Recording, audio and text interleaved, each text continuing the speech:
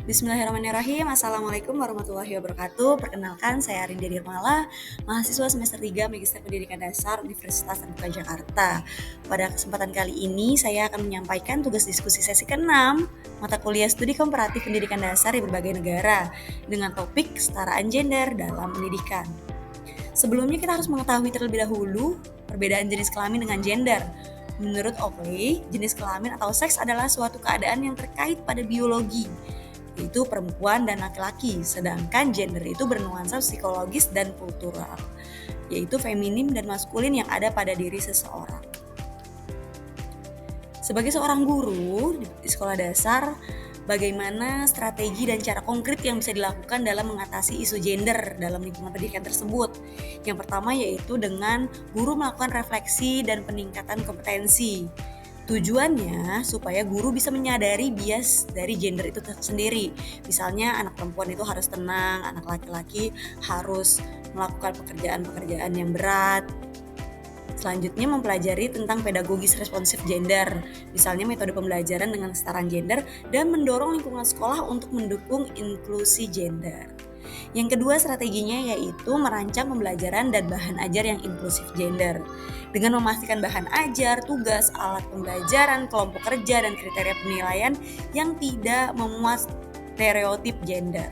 Yang ketiga menciptakan budaya kelas dan sekolah yang inklusif, seperti salah satunya memberikan penghargaan, memberikan pujian kepada seluruh siswa, baik itu siswa laki-laki ataupun perempuan. Penataan ruang kelas juga disesuaikan untuk laki-laki dan perempuan, tidak memihak pada salah satunya saja, dan membuat aturan yang tidak stereotip gender. Berikutnya adalah kolaborasi dengan orang tua dan komunitas, misalnya dengan mengadakan sosialisasi dan kolaborasi untuk membahas topik-topik tentang kesetaraan gender. Dan yang terakhir yaitu pemantauan dan evaluasi, dengan guru mengamati, memberikan pertanyaan-pertanyaan kepada siswa, membuat catatan jurnal harian, sharing dengan teman sejawat. Nah, itu akan membantu seorang guru untuk mengatasi isu gender dalam lingkungan pendidikan tersebut. Selanjutnya strategi konkret yang dapat diterapkan untuk mempromosikan kesetaraan gender yang pertama yaitu bahan ajar dan media pembelajaran yang menampilkan berbagai model peran gender, misalnya dengan menampilkan beragam ilmuwan, ada ilmuwan dari gender laki-laki dan perempuan. Seperti itu, tidak hanya satu laki-laki saja dan ataupun perempuan saja. Selanjutnya yang kedua, gunakan bahasa yang sopan, bahasa yang umum untuk menyapa anak-anak di dalam kelas. Selanjutnya, pastikan mengelompokkan aktivitas dan tugas siswa tidak berdasarkan gendernya.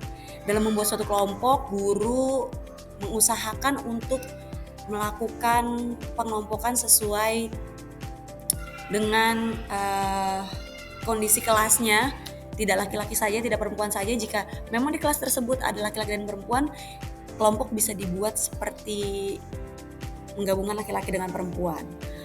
Selanjutnya, kesempatan yang seimbang untuk berbagai aktivitas kepada semua siswa.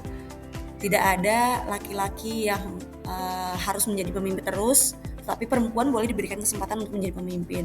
Atau tidak melulu perempuan yang harus merapikan kelas, laki-laki pun diberikan tanggung jawab dan kesempatan yang sama untuk merapikan kelas.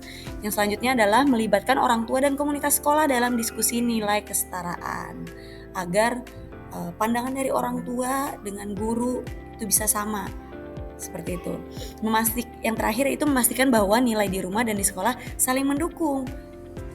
Dengan nilai-nilai yang sama antara orang tua dan guru, itu akan sangat membantu guru dalam mempromosikan kesetaraan gender. Selanjutnya, strategi untuk mengidentifikasi potensi diskriminasi gender. Yang pertama, melakukan refleksi dan observasi diri secara berkala. Yang kedua, monitoring partisipasi dan interaksi siswa.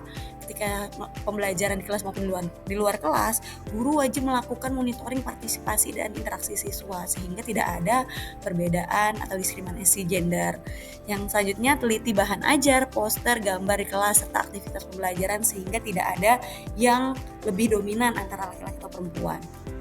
Yang selanjutnya, buat mekanisme sederhana untuk melaporkan dan mendiskusikan jika melihat perilaku berbeda karena gender tersebut, sehingga tidak berlarut-larut masalahnya dan bisa diselesaikan dan menemukan suatu solusi yang terbaik. Yang terakhir adalah gunakan diskusi kelas sebagai momen untuk mengangkat tema stereotip gender. Jadi kita bisa untuk membahas bersama dengan anak-anak terkait stereotip gender. Dan berikutnya adalah strategi konkret yang dapat diterapkan untuk mengajarkan siswa tentang pentingnya menghormati perbedaan dan merangkul keragaman dalam konteks pendidikan dasar. Yaitu yang pertama, merancang beberapa aktivitas pembelajaran yang eksploratif tentang perbedaan gender. Yang kedua, gunakan materi dan buku cerita yang menunjukkan keragaman, baik itu keragaman sosial, keragaman budaya, bahkan keragaman gender pun bisa untuk diterapkan. Yang ketiga yaitu ajak siswa untuk berempati, memiliki empati dengan lawan jenisnya.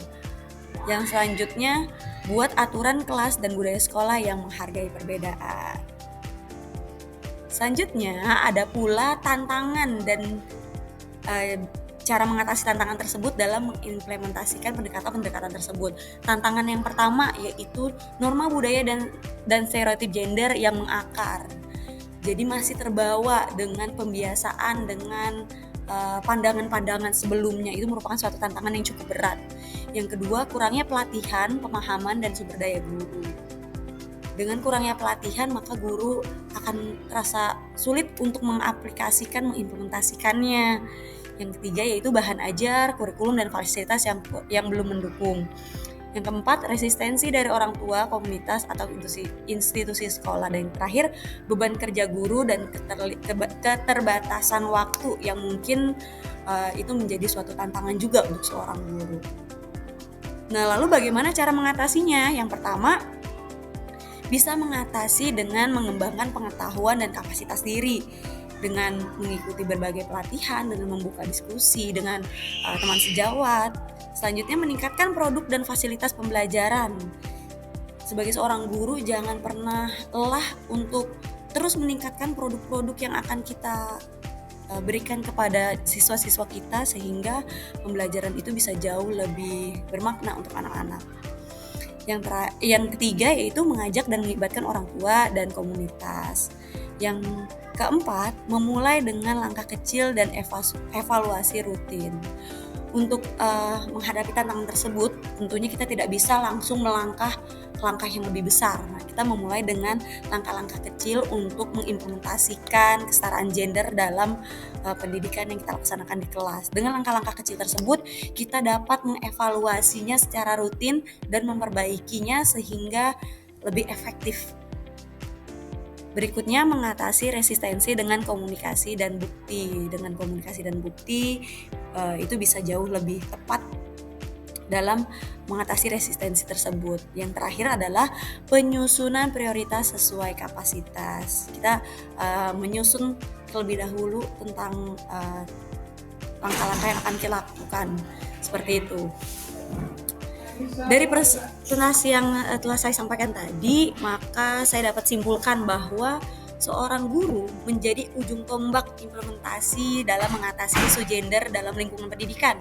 Namun, dalam mengimplementasikannya tentu ada tantangan yang nyata dan perlu diantisipasi oleh seorang guru, sehingga perubahan pasti akan dilakukan secara bertahap, berkelanjutan, dan melibatkan seluruh pihak.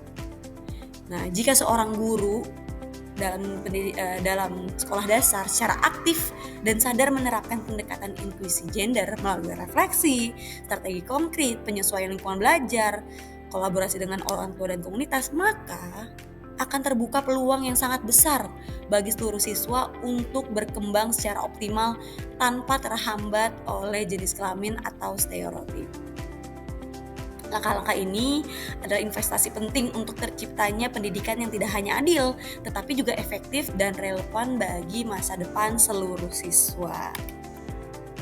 Ini adalah beberapa referensi yang saya gunakan pada presentasi saya kali ini. Kurang lebihnya saya mohon maaf. Wassalamualaikum warahmatullahi wabarakatuh.